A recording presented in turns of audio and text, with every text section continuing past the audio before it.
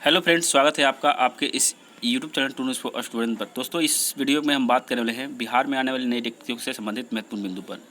तो जैसा कि आप सभी को पता है कि आज 15 अगस्त जो कि आपके स्वतंत्रता दिवस की 78वीं वर्षगांठ मनाई गई और बिहार समेत पूरे देश भर में ये धूमधाम से पर्व मनाया गया। और यहाँ पर नीतीश कुमार ने झंडोत्तोलन के बाद एक ऐलान किया है। वो क्या है दोस्तों कि अगले चुनाव से पहले युवाओं को 10 लाख की जगह 12 लाख सरकारी नौकरी दी जाएगी। तो देखिए, एक बात तो तय है दोस्तों कि देखिए, जब सरकार काम नहीं करती है तो विरोध करना चाहिए, उपहास उड़ाना चाहिए, लेकिन जब काम करे तो उसकी वाहवाही भी करनी चाहिए और पीठ भी थपथपानी चाहिए। तो बिहार ही एक ऐसा मात्र राज्य है जहाँ पर इतनी बड़ी संख्या में सरकारी नौकरी देखने को मिल रही है। बिहार से बड़े बड़े स्टेट हैं, बड़े बड़े राज्य हैं, लेकिन वहाँ पर भी आपको इतनी बड़ी संख्या में भर्ती देखने को नहीं मिलेगी। शिक्षक भर्ती ही सही, लेकिन कम से कम 4 से 5 लाख सिर्फ शिक्षक भर्ती का यहाँ पर नोटिफिकेशन देखने को आपको मिल रहा है।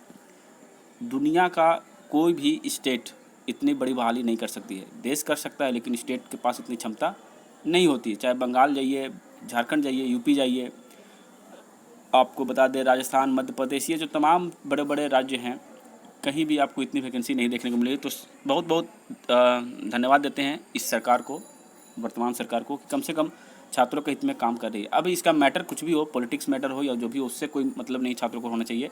छात्रों को अपने नौकरी से मतलब होना चाहिए।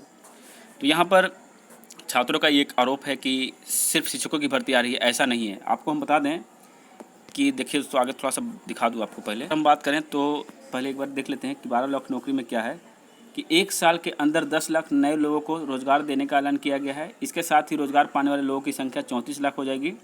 मुख्यमंत्री ने कहा कि हमने 10 लाख सरकारी नौकरी की घोषणा की थी, लेकिन इस साल के अंत तक हम 12 लाख सरकारी नौकरी दे देंगे। अब तक 10 लाख लोगों की सरकारी नौकरी मिल चुकी है। तो यहाँ पर जो सरकारी नौकरी मिल चुकी है 10 लाख लोगों को, ये गलत है। अभी 10 लाख कंप्लीट नहीं हुए, लगभग 5 से 6 लाख कंप्लीट हो चुके हैं और 2 लाख पदों की नियुक्ति की प्रक्रिया पूरी कर ली गई है। ये चीज़ें यहाँ पे किया गया। तो ये दोस्तों, ये लिखने वाले की त्रुटि है, यानी कि जो नोटिस जो न्यूज़ बनाते हैं, यानी कि इन्होंने गलती से लिखा यहाँ पे। अब हम बात करते हैं कि आखिर कौन कौन सी बहाली आ रही है। और जो छात्रों का आरोप है कि सिर्फ शिक्षक की भर्ती आती है, तो वो देख ले एक बार कि यहाँ पर पुलिस की संख्या को और बढ़ाया जाएगा और अब पदों की संख्या बढ़ाकर 2,27,000 किया गया है। इसी अगस्त में पुलिस पदों की बहाली के लिए परीक्षा हो रही है। आपको पता है कि बिहार पुलिस 21,000 पदों की जो बहाली है वो चल रही है और पुलिस के लिए वाहन, अन्य संसाधन उपलब्ध कराए गए हैं ताकि विधि व्यवस्था बनी रहे।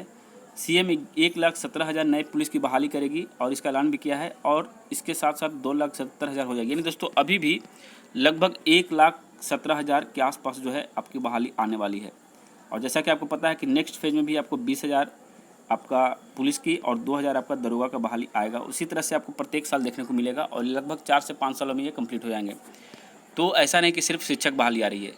अगर बात करें इसी महकमे में, तो आपको 20 और 20 40 यानी लगभग 50,000 बहाली आपको शिक्षक बोल रहा हूँ, मतलब पुलिस प्रशासनिक विभाग से आई है। इसके अलावा अन्य विभागों से भी भर्तियाँ आती है, चाहे वो बिहार विधान परिषद की बात करें, सचिवालय की बात करें, या फिर एसएससी की बात करें, या फिर बीपीएससी की बात करें, या फिर अन्य बीटीएससी की बात करें। तो यहाँ से भी तमाम प्रकार की बहालियाँ देखने को मिल रही है। तो जहाँ पे ज़्यादा ज़रूरत है वहाँ से ज़्यादा बहाली आ रही है। बाकी डिपार्टमेंट में थोड़े कम वैकेंसी की ज़रूरत है, इसलिए कम बहाली आ रही है, लेकिन आएगी।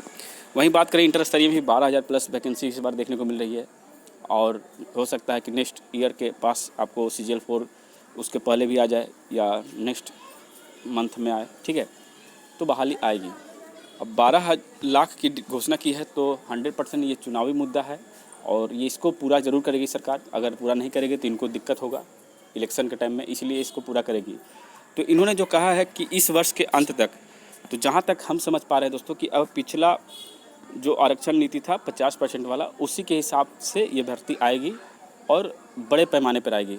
और ये भी हो सकता है संशोधन ये भी किया जाएगा भविष्य में कि मान लीजिए सुप्रीम कोर्ट इनको मान्यता दे देती है, 65% आरक्षण वाली जो नीति है, नई नीति को एक्सेप्ट कर लेती है, तो फिर उसी में देखिए वैकेंसी तो आ जाएगी, उसी को सिर्फ रिवाइज किया जाएगा। यानी कि वैकेंसी का पैटर्न बदलेगा, सीटों की संख्या को उलटफेर किया जाएगा, बाद बाकी सारा चीज़ वही रहेगा, ठीक है। इसलिए आपको घबराने की ज़रूरत नहीं है, आप लोग तैयारी करते रहिए। अब हम बात करते हैं इंटर स्तरीय जो एग्ज़ाम होने वाला है, इसको लेकर के क्या रणनीति बननी चाहिए कि आपका सिलेक्शन इस बार हो पाए, क्योंकि इस बार पूरा पैटर्न बदल चुका है। एग्ज़ाम जब ऑनलाइन होंगे तो जाहिर सी बात है कि पूरा सिस्टम बदलेगा, क्योंकि ऑनलाइन एग्ज़ाम एक चरण में नहीं कई चरणों में होगी। पहले क्या था कि 4-5 चरणों में या बहुत मुश्किल से 8 चरणों में एग्ज़ाम कंप्लीट हो जाते थे, लेकिन यहाँ पर हो सकता है 20 चरण भी लग जाए, क्योंकि 25 लाख स्टूडेंट है, बिहार में एग्ज़ाम हो रहा है, सेंटर ज़्यादा मिलेंगे नहीं, तो एक दिन में मुश्किल से 50 से 60 हज़ार या बहुत ज़्यादा होते हैं तो 1 लाख भी नहीं, बहुत ज़्यादा बता रहा हूँ, 50,000 के आसपास या 30-40 हज़ार के आसपास ही बैठने की व्यवस्था हो पाएगी।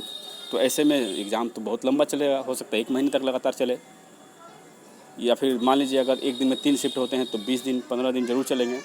तो ऐसे में क्वेश्चन बहुत तरह के बनेंगे और बहुत तरह का पेपर बनेगा, तो जाहिर सी बात है पेपर का लेवल में बहुत डिफरेंसेस देखने को मिल सकते हैं। तो तैयारी आपको उसी हिसाब से करनी है, ऑनलाइन प्रैक्टिस सेट लगाइए। जितने भी रेलवे के एनटीपीसी का एग्ज़ाम आपने दिया है, रेलवे एनटीपीसी के एग्ज़ाम को पैटर्न को फॉलो करिए, क्योंकि सेम सिलेबस वहाँ भी है और यहाँ भी है। सिर्फ फ़र्क यह है कि वहाँ पे साइंस बहुत कम पूछे जाते हैं और यहाँ पे साइंस का फिक्स पैटर्न रहेगा, 20 से 25 प्रश्न आपको देखने को मिलेंगे। तो तैयारी करिए, एग्ज़ाम जल्द होने वाला है। चलिए मिलते हैं नए वीडियो में, तब तक ले जय हिंद, जय भारत।